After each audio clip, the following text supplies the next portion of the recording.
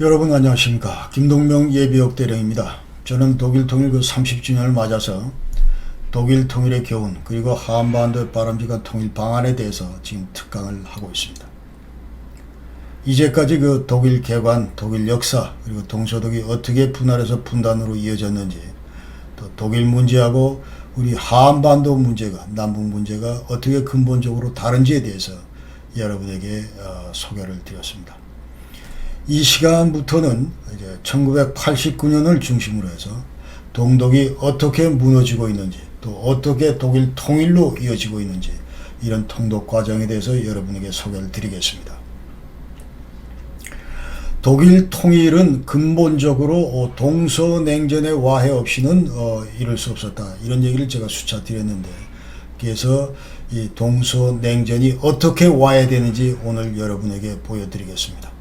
먼저 동구권의 몰락인데, 아무쪼록 이 시간을 통해서 여러분들이 이 사회주의, 이 동구권 나라들이 사회주의는, 공산주의는 역사 발전에 절대로 대안이 될 수 없다는 이런 외침을, 이런 목소리를 여러분이 들을 수 있기를 희망합니다. 고바초프를 빼고 동서냉전의 와해를 우리가 얘기할 수가 없습니다.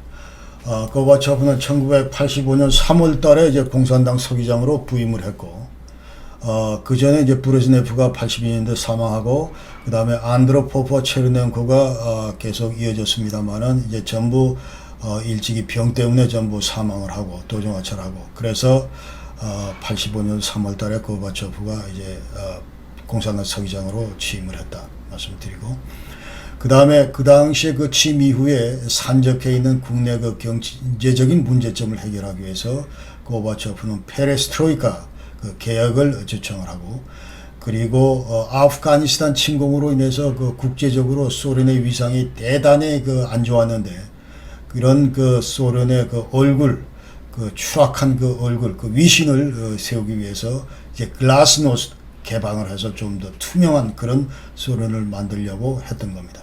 그래서 89년도에 이제 아프가니스탄에서 철수를 하게 되고, 그 다음에 미국과는 군축 협상을 진척을 시킵니다. 그러니까 1987년도는 중거리 핵무기 감축 협상 INF를 이제 타결을 하고, 그 다음에 91년도 부시하고는 Strategic Arms Reduction Treaty에서 5,500km 이상의 전략 핵무기 감축 협정을 이제 체결하게 됩니다. 그러나 이 고르바초프의 개방의 염증을 느꼈던 공산당 보수 진영의 이른바 국가 비상사태위원회가 이제 1982년 8월 달에 쿠데타를 일으키고, 결국 고르바초프는 12월 달에 이제 사임을 하게 됩니다. 그래서 비록 6년밖에 되지 않지만 이제 세계사적으로 고르바초프는 엄청난 동서냉전의 와해라는 큰 공을 세웠다, 이렇게 우리가 평가할 수 있고, 여기에 따라서 이제 90년도에 노벨 평화상을 수상을 했다 말씀드립니다. 1989년 7월 7일 날 고르바초프는 이제 그 당시에 와샤 팩트 부카레스트에서 있었던 회합에서 앞으로 소련은 이제 브레즈네프 독트린 더 이상 적용하지 않겠다, 포기하겠다, 이런 선언을 하게 됩니다. 그러니까 과거 53년도 동독에서, 56년도 헝가리에서, 68년도 이제 프라하에서 이렇게 무자비하게 소련군들이 이제 시위, 봉기 이런 것들을 진압을 했는데, 이제 앞으로 더 이상 그런 짓 안 하겠다, 이런 얘기. 이게 소련은 더 이상 너희들을 억압하는 주체가 아니다, 이런 선언을 하는 것이죠. 그러면서 이른바 이제 시나트라 독트린이라고 해요. 프랑크 시나트라, My Way, 그러니까 I'll do it my way, 이 노래처럼, 그러니까 너희 멋대로 너희 길 가라, 그런 얘기죠. 그래서 89년 10월 달에 핀란드 방문에서 이런 얘기를 했다는 거예요. 그러니까 앞으로 완전 주권을 허용하고 자기권 행사를 이제 보장하겠다는 거예요. 그러면서 시민들의 자유도 보장하겠다, 이런 요구를 하면서 동구권 지도부에 대해서는 너희들 지금 생각을 좀 달리 해야 된다. New thinking, noise thinking. 그렇지 않고서는 사회주의 경제로 인한 모든 어려움, 문제점, 이런 거를 해결할 수가 없다는 것이죠. 그러면서 민주화해라, 오픈해라, 이런 얘기를 이제 계속 강조를 합니다. 여기에 대해서 고르바초프의 이런 요구사항에 대해서 헝가리가 폴란드는 아주 적극적으로 환영을 하면서 개혁 선언을 하는 반면에 동독은 이런 요구에 대해서 이제 반대를 하게 됩니다. 그래서 1989년 그 10월 7일 날 이날이 그 이제 동독 그 창건 40주년 된 날인데 그 당시에 그 국빈 방문했던 고르바초프는 이제 이런 얘기를 동독 지도부를 상대로 Wer zu spät kommt, den bestraft das Leben. 그래서 늦게 오는 자는 인생이 그를 벌한다. 그런 얘기인데 다시 한번 얘기를 하면은 자 동독 지도부 너희들 잘 들어. 지금 현재 이 만약 이 기차를 개혁개방이나 기차를 타지 않고 계속 놓칠 경우에 너희들 결국 이제 큰 벌을 받을 거다. 이런 그 말을 상징적으로 하게 된 것이죠. 그래서 결국은 이 말을 고르바초프의 말을 제대로 듣지 않은 동독 지도부는 이제 국가 패망이라는 그 업보를 나중에 결과적으로 이제 받은 것입니다. 동서냉전 와해와 관련해서 두 번째로 우리가 빼놓을 수 없는 분은 바로 바오로 2세입니다. 교황 바오로 2세입니다. 이분은 그 폴란드 출신인데 1978년도에 이제 교황으로 선출이 됐고 2005년도 돌아가실 때까지 26년간 이제 교황으로 지냈는데 최초 그 슬라브 출신 그 교황이다. 그래서 고르바초프는 같은 그 슬라브 민족 그 출신으로 상당히 그 개인적으로 그 동지성을 느꼈던 그런 분이다. 그런 얘기를 이제 자기 회고록에서 얘기를 하고 있고, 그 다음에 바오로 2세는 선출된 이래로 그 다음에 79년부터 83년 또 87년 이 세 차례 거쳐서 공식적으로 폴란드를 방문하면서 당시 공산 정권에 대해서 이제 분명히 그 반대 입장을 전달하고, 그리고 민주화하라, 그리고 그 시민들의 그 자유를 보장하라, 이런 그 민주화 운동을 북돋운 그런 그 부추긴 그런 그 분입니다. 그래서 이른바 이제 반체제 시민 운동의 그 정신적인 지주다, 이런 얘기를 우리가 할 수 있고, 또 이분은 공개적으로 졸리다노시, 그 레히바웬사의 졸리다노시 자유노조를 지지를 했습니다. 그래서 CIA의 그 졸리다노시 그 지원금 이런 것들을 받아다 본인이 직접 그 레히바웬사에다 전달도 했습니다. 폴란드 국민들의 그 95%가 그 카톨릭 신자라서 이분의 말 한마디 한마디가 얼마나 큰 그 파장을 일으켰는지 우리가 알 수가 있습니다. 그래서 냉전이 해체되고 또 독일 통일의 그 1등 공신을 우리가 얘기할 때 이 바로 사진 속의 두 분을 빼고는 우리가 얘기할 수가 없다, 이렇게 말할 수가 있고, 실제로 그 고르바초프는 자기 회고록에서 Alles, was in den letzten Jahren in Osteuropa geschehen ist, wäre ohne diesen Papst nicht möglich gewesen. 이 얘기를 했어요. 이 얘기는 뭐냐 하면, 자, 지난 수년간 동구권에서 일어났던 모든 얘기들, 이런 것들, 정치적인 편향을 얘기하는 거죠. 이런 것들에 있어서 바로 이 교황을 빼고는 우리가 설명을 할 수가 없다, 그런 얘기입니다. 그러니까 절대적으로 어떤 이런 정신적인 지주 역할을 했다. 이분 믿고 우리가 과감하게 계획개방 정책 추진할 수 있었다, 이런 얘기입니다. 자, 이제 제일 먼저 그 소련 그 고르바초프의 그 요구 개혁 개방 그 요구에 화답을 한 나라가 바로 이제 폴란드인데, 폴란드의 졸리다노시 레히바웬사다, 이렇게 말씀을 드릴 수가 있습니다. 그래서 이 졸리다노시는 그단스크 폴란드 그 북쪽에 있는 조선 도시죠. 여기 이제 레닌 조선소에서 자생적으로 결성된 그런 노조입니다. 노조인데 어용 노조가 아니고, 그래서 반체제 그 운동을 주도를 했었다. 그러니까 81년도 그 당시 야루젤스키 대통령 때는 이제 전부 그 계엄령 하에 있었기 때문에 전부 지하 활동을 하다가, 그러나 88년도에 이제 정식으로 이제 정치권에 진입을 했다, 그런 얘기고, 그 다음에 레히바웬사는 이제 80년부터 90년까지 노조위원장을 지냈고, 그 다음에 83년도에 노벨 평화상을 수상한 인물입니다. 그래서 89년도에 그 당시에 또 폴란드 내부가 상당히 그 물가 인상이나 이런 것들로 주민들 불만도 커졌고, 그때 이제 정부가 제안한 그 라운드 테이블, 여기에 이제 최초로 졸리다노시가 파트너로 이제 참석을 하게 되고, 그러면서 그해 중박에 있었던 의회 총선에 이제 진출을 합니다. 그리고 이 바웬사의 그 1등 그 보좌관이었던 그 마즈비에크가 총리로 이제 선출이 됩니다. 89년도 8월 달에. 그리고 그해 12월 달에 있은 대통령 선거에서 이제 바웬사는 대통령이 선출이 됩니다. 그러면서 이 바웬사는 사회주의 체제를 폴란드의 그 사회주의 체제를 민주주의 그 시장경제 체제로 전환을 시킨 인물이다. 이렇게 우리가 얘기를 할 수가 있습니다. 그래서 두 번째 대통령 선거에도 출마를 했는데 이제 아깝게도 2차 선거까지 갔습니다만은 실패를 했고 48% 얻어서 실패를 했고 과반수에 이제 이르지 못했죠. 그 3차 대통령 선거에도 2000년도에 있었던 그때도 그 출마를 했었는데 그때는 유권자의 그 1%밖에 획득을 못했습니다. 그만큼 이제 인기가 아주 떨어졌었다. 그런 얘기를 우리가 할 수가 있습니다.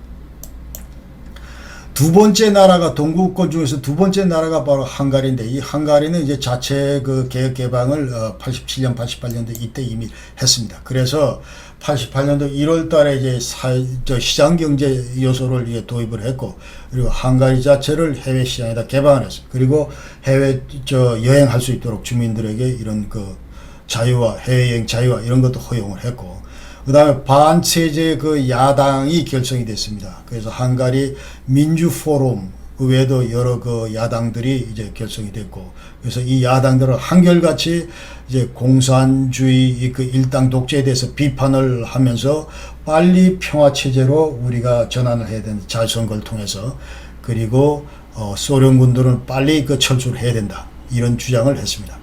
그래서 이와 같은 그 요구사항에 또 주민들의 요구사항에 결국 그 공산당이 굴복을 했죠. 소циалистische Arbeiterpartei에서 사회주의 그 노동당들이 이제 전부 해체가 됐습니다. 그러니까 먼저 그 헌법에서 이 당 선도주의 이걸 포기를 하고 그 다음에 그 야노슈 카다 이게 56년부터 당수로 있었는데 88년도 이제 사임을 하고 그러면서 공산당이 역사의 뒤안길로 전부 사라졌다 이런 얘기고 89년도 10월 달에는 이제 그 민주주의 의원 내각제를 표방하는 헝가리 그 공화국이 들어섰고 91년도 12월 5일 달에는 그 소련군이 전부 철수를 했고 그 다음에 그 네메트 그 수상 때 이 오스트리아 국경을 이제 개방을 했습니다. 이 개방된 국경을 통해서 그 당시에 그 동독 주민들이 여행 나와 있던 동독 주민들이 일제히 탈출을 감행합니다. 그 다음에 체코에서 그 차타 77이 있는데 이것은 이제 완전히 그 체코의 그 반체제 이제 그 활동을 했던 그 단체인데 물론 그 공산당 서기장은 야케스는 이제 고르바초프 계획 요구에 대해서 반대를 했습니다. 그러나 89년 11월 달에 전반적으로 그 체코에서도 민주화 바람이 불었고 그러면서 결국 공산당 퇴진 그리고 정치범 석방 이런 요구를 하게 됩니다. 이와 같은 그 반체제 시위의 그 중심 역할을 한 것이 바로 차타 77인데 그 가운데 있은 인물이 바로 바셀랍 하벨, 극작가 하벨입니다. 나중에 대통령이 됐습니다. 이 차타 77은 1977년도 창설이 됐고 이제 92년까지 지속이 됐는데 이 차타 77을 우리가 얘기할 때 빼놓을 수 없는 것은 1968년도에 결성된 The Plastic People of the Universe 이게 뭐냐 하면 이제 이게 그 지하에서 그 노래하던 그 락 밴드입니다. 그러니까 반체제 그 성향의 그런 그 노래들을 지하에서 이제 불렀고 또 그런 것 때문에 이제 정부로부터 심한 탄압을 받았고 그래서 그 탄압받는 이 락 밴드의 그 지지자들은 계속 늘어났습니다. 그러면서 이제 예술가들이나 지식인들이나 노동자들이나 이런 사람들이 이제 세력들이 주축으로 해서 이 Plastic People of the Universe PPU 지지자들이 되고 이것이 바로 차타 77의 이제 모체가 된 것이죠. 이 차타 77은 이제 그 체코 내에서 인권 문제 그리고 모든 직업의 어떤 이런 차별 문제 이런 거를 금지하라는 얘기를 했고 그다음에 자유와 여행 자유와 그리고 환경, 신앙 자유 이런 것들을 얘기했고 또 이와 같은 그 차타 77의 주장은 그대로 그 서독 진영으로 서구 진영으로 전부 그 전파가 돼서 이 민주화 운동, 동구의 민주화 운동을 서방이 그 지지하는 그런 그 촉매제 역할을 했다. 그렇게 얘기를 할 수가 있습니다. 그래서 결국 89년도 11월 달에 이제 공산당 그 정치국, 공산당원들이 전부 정치국 그 퇴진을 했고, 정치국에서 퇴진을 했고, 그 다음에, 12월 달에 있은 그 선거에서, 대통령 선거에서 바츠라브 하벨이 대통령에 당선이 됐다. 그 CSFR, 체코슬로바키아 페더라티브 리퍼블릭, 이거는 이제 그 체코슬로바키아, 체코하고 슬로바키아 그 연합 그 공화국인데 결국은 92년도에 이제 분리가 됐다. 체코하고 슬로바키아로 분리가 됐다. 이렇게 말씀드리겠습니다. 다음은 루마니아 그 차우세스쿠 정권 붕괴에 대해서 말씀드립니다. 이 차우세스쿠는 고르바초프 그 개혁에 대해서 거부를 했죠. 거부를 하고, 근데 이 차우세스쿠는 원래 예전 60년대부터 취임한 이래로, 공산당 서기장으로 취임한 이래로 계속 그 소련과는 약간 그 날을 세운 그런 인물입니다. 그러니까 이 루마니아는 이제 기름도 나고, 산유국이죠. 기름도 나고, 내가 굳이 너희들 뭐 그대로 하란 대로 할 필요 없지 하면서 이제 서방 진영과도 관계를 잘 하고 그랬는데, 이제 71년도, 78년도 두 차례 걸쳐서 이제 그 평양을 방문하고, 김일성의 그 어떤 주체 사상, 그리고 개인 숭배 사상, 이런 거에서 깊이 감명을 받고 앞으로 우리 루마니아도 북한처럼 나라를 만들어야 되겠다. 이런 그 생각을 했던 사람이에요. 그러면서 의형제도 맺었고, 그러니까 김일성이가 12년생이고 제가 18년생이니까 이제 6살 차니까 김일성이 그 뭐 형님이 되겠네요. 그리고 이 밑에 가운데 사진은 이제 자기 생일 70회를 맞아서 당시 그 동독 공산당 사통당 서기장 호네카 초청을 받아서 이제 동독을 방문했을 때입니다. 그러면서 이제 칼 막스 그 훈장도 받고, 그러니까 죽기 바로 1년 전 사진입니다. 그 89년 11월 달에 모스크바 방문했는데 그 당시에 고르바초프는 야, 너 관두는 게 낫겠다 이런 그 사임 종용을 받았는데 당연히 거부를 했죠. 차우세스쿠는. 그러면서 89년도 12월 17일부터 이제 대규모 그 반정부 시위가 부카레스트에서 있게 됩니다. 전 도시로 이제 이 시위가 확산이 되고, 그러는 과정에서 결국 이 차우세스쿠는 이제 탈출을 감행합니다. 그러니까 그 탈출을 해서 어느 나라로 가려고 했느냐, 이제 다들 그 북한으로 가려고 했다, 이런 그 얘기들을 했습니다. 그래서 이제 탈출을 감행하는데 맨 처음에는 그 헬기를 탔다가 헬기 조종사가 이 대공사기 때문에 도저히 운항을 못하겠다 해서 내려주니까 다시 자동차를 타고 가는데 자동차 운전수가 먼저 이게 엔진이 다 타서 도저히 안 되겠다, 그 얘기를 했고, 그 다음에 두 번째 이제 운전수가 이제 농업 그 박물관, 그 시골에 있는 박물관 그 옆에다가 내려다 주면서, 그러니까 거기에 이제 농민이 그 자기 방에다 가다 놓고선 이제 밖에서 방문을 걸어 잠그고 자물쇠로 걸어 잠그고 군경에다 신고를 하고, 그러면서 이제 결국은 체포가 되는 것이죠. 그래서 25일날 이제 법정에 섰는데, 군사법정에 섰는데 바로 그 살인, 그 다음에 반역죄 이런 것들로 사형 언도를 받고, 이제 당시 그 군인 3명이 160발의 그 총탄을 장전한 채로 그대로 사살을 합니다. 그래서 이 장면은 그 당시에 전부 실시간으로 생방송이 돼서 루마니아 전역에 중계가 됐습니다. 이렇게 처참한 말로를 맞게 됐다. 차우세스쿠는 이 사진을 보고 이제 북한 지도부는 엄청 다들 그 긴장을 하게 된 것이죠. 이후로 그 루마니아 사태를 막기 위해서 우리가 철저히 더 핵 개발을 해야 되겠다, 이런 그 결심을 하게 됩니다. 그 다음에 그 차우세스쿠 이후에도 여전히 그 공산 정권으로 후속이 됐는데, 이때 그러니까 엘리트 자체는 충원하기가 상당히 어려웠다, 이런 거를 단적으로 보여주는 예가 되겠습니다. 그래서 다음은 이제 동독 몰락 직전 얘기를 하겠습니다. 동독 지도부는 기존의 그 대소련 그 인식, 그러니까 소련은 큰 형님이었죠, 그 동독 지도부한테. 그래서 항상 무슨 얘기를 하면 von der Sowjetunion lernen heißt Siegen lernen, 이 얘기는 무슨 얘기냐면, 자, 우리가 소련으로부터 배우는 거, 이건 항상 그 승리를 담보하는 거예요. 승리를 배우는 것이지, 이런 그 입장을 가지고 있어요. 그래서 와샤 팩트에서 사실은 동독이 제일 최전방 국가고, 그 다음에 소련군이 그 86년까지 동독 지역의 한 40%, 전국도의 40%를 차지할 정도로, 그리고 34만 명의 어떤 소련군들이 주둔하고 있을 정도로, 그러니까 완전히 큰 형님으로 모셨는데, 갑자기 고르바초프가 나타나서 개혁개방하라고 하니까 여기에 대해서 이제 반기를 들기 시작합니다. 에릭 호네카는 반기를 들기 시작합니다. 그리고 고르바초프의 그 뉴 띵킹, 노이에스 띵킹, 신사고, 이거는 또 개혁개방, 이거는 근본적으로 막스 레니니즘을 그 부정하는 거다.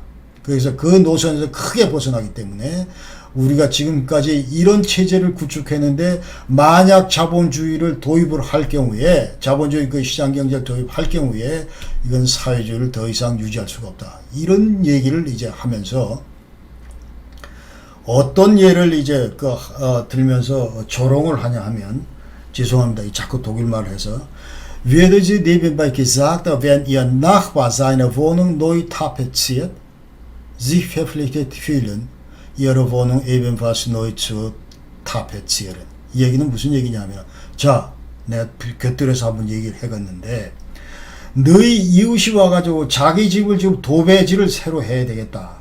이럴 경우에 너희 이웃이 그런다고 그래서 너도 지금 나도 우리 집을 도배지를 새로 해야 되겠네. 도배지를 해야 되겠네. 그렇게 느끼냐 너희도?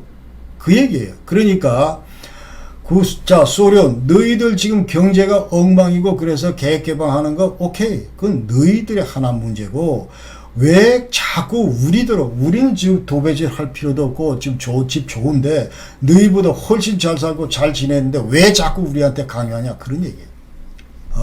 그런 식으로 이제 불만을 토로했다. 그런 말씀이고.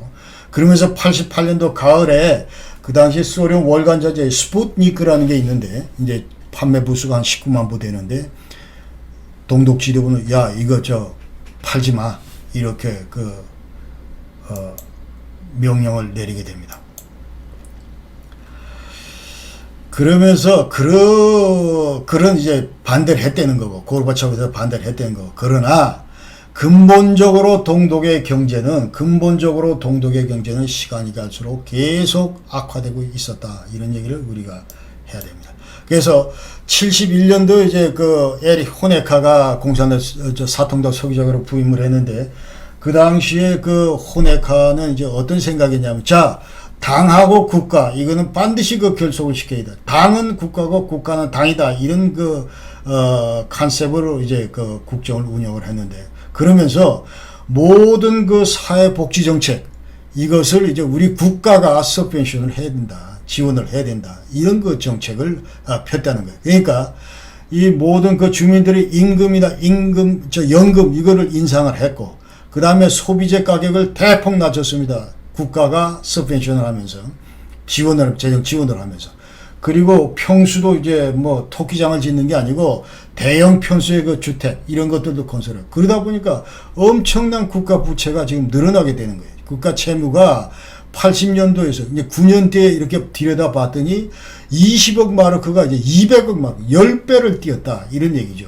그래서 이제 80년도 초반 중반에는 이제 서방 측 차관, 이 서방 측이라고 하는 건 이제 서독을 의미합니다. 서독의 보증으로 대외지불 불능 상태를 극복을 할 수 있는데, 그러나 81년도 지난 시간에 말씀드린 대로 소련이 사회부 형제국에 대해서 우정가로 석유 공급을 해왔는데, 이것을 대폭 줄이고 그러면서 이제 동독 경제가 급격하게 악화되면서 생산성도 줄고, 그러니까 생산 이 설비나 기계들 자체가 너무 노후화돼서 따라갈 수가 없었다, 그런 얘기죠. 그래서 경제적으로 어려움을 겪었다. 그리고 그럼에도 불구하고 이 호네카는 무슨 얘기를 하냐면, 89년대에 무슨 얘기를 하냐면, Den Sozialismus in seinem Lauf hält weder Ochs noch Esel auf. 그 얘기는 무슨 얘기냐면, 자, 우리식의 사회주의 제대로 잘 가고 있다. 그런데 우리 앞길에 어떤 놈의 황소가 나타나든, 어떤 놈의 당나귀가 나타나든, 이 우리의 앞길을 막을 수는 없을 것이다. 우리식 그 사회주의는 끊임없이 계속 우리 길을 간다. 그런 얘기예요. 아직도 정신을 못 차리고 이제 그런 얘기를 하는 것이죠. 그런 가운데 이제 동독에서는 반체제 인사들이 이제 그 결성이 됩니다. 그래서 85년도에 이래 이제 인권 강조하고 그 다음에 민주화 강조하고 이런 그 반체제 인사들이 들어왔는데 이 사람들은 주로 이제 동독 주민들이 나 서독으로 아주 영구 이주할래. 그런 사람들의 입장을 그 대변하면서 동독 정부를 상대로 이제 교회의 힘을 바탕으로 얘기를 했다. 그런 얘기고. 그 다음에 그 중심에 있는 인물이 바로 라이너 에펠만입니다. 바로 이 사람인데, 라이너 에펠만, 이 목사님인데, 이분하고, 프리드리히 쇼 렘마, 이런 분들이 이제 주도를 했고, 그 다음 인시아티브 프리덤 맨션 레히트 해서 IFM, 이런 것이 이제 평화, 그리고 인권, 이 이니셔티브, 이런 것들이 전부 이제 제야단체입니다. 제야단체고, 이 단체들은 이제 솔리다노시, 폴란드와 이제 그 동맹 관계고, 그리고 10월 7일 날 국경일 날 그 군사 퍼레이드 이런 것에 대해서 반대를 했다. 그 다음에 그 88년도 1월 달에 로자 룩셈부르크 칼 립크네히트 이런 그 각은 공사회주의자들의 추모 그 시위에 전부 참석을 했는데 시위자들이 이제 슈타지에서 체포되는 그런 상황이 벌어졌었고, 그러나 동독 내에서 대부분의 그 목사님들은 어떤 입장이냐면, 이분들은 이제 예외고, 대부분의 목사님들은 어떤 입장이냐면, Kirche im Sozialismus. 그러니까, 동독의 그 사회주의는 그대로 계속 가야 되고, 그 사회주의 내에서 교회 활동을 해야 된다. 그런 얘기예요. 그러니까, 앞으로 그 슈타지하고도 잘 협력을 하고, 그 다음에 SL의 그 사통당, 공산당 그 책임자들하고도 잘 관계를 유지하고, 그러면서 이제 서로 공생하는 그런 그 상황이었다. 그런 얘기입니다. 그러니까, 다른 나라하고 비교해서, 폴란드나 그 체코하고 비교해서 동독의 그 반체제 운동, 이런 것들은 대단히 이렇게 좀 격렬하거나, 적극적이지를 못했다는 그런 얘기입니다. 그러면서 이제 85년까지 대부분 이 슈타지가, 그러니까 국민들 그 감시 감독하는 정보기관 이 슈타지가 반체제 활동을 감시 감독하고 있었고, 그 다음에 고르바초프 그 등장하기 전까지, 그러니까 85년 전까지는 전부 이 슈타지가 이런 활동들을 통제를 하고 있었고, 그 다음에 89년 봄에까지도 160여 개의 반체제 그룹, 그 다음에 10개의 큰 상부 조직, 이런 것들은 슈타지에서 전부 다 관할되고 있었고, 빤히 들여다보고 있었다. 이런 말씀을 드립니다.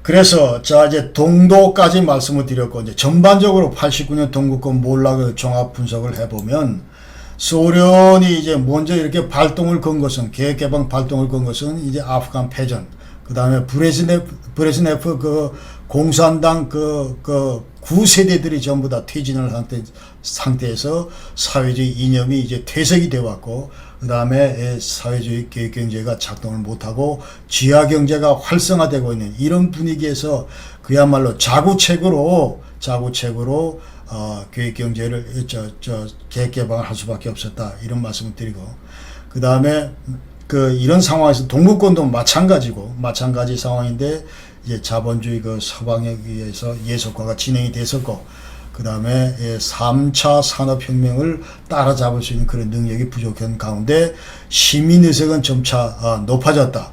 서방의 그 자유를 추구하는 그 시민들이 점차 늘어났다. 이런 얘기입니다. 그래서 이 동서냉전의 어떤 이런 그 동구권의 대변혁, 이런 거를 얘기할 때 고르바초프가 앞에서 이런 변혁을 끄는 그 엔진 역할을 했다면은 교황 바오로 2세는 뒤에서 밀어주는 그런 어떤 정신적 그 축인 역할을 했다. 이렇게 우리가 말씀드릴 수가 있습니다.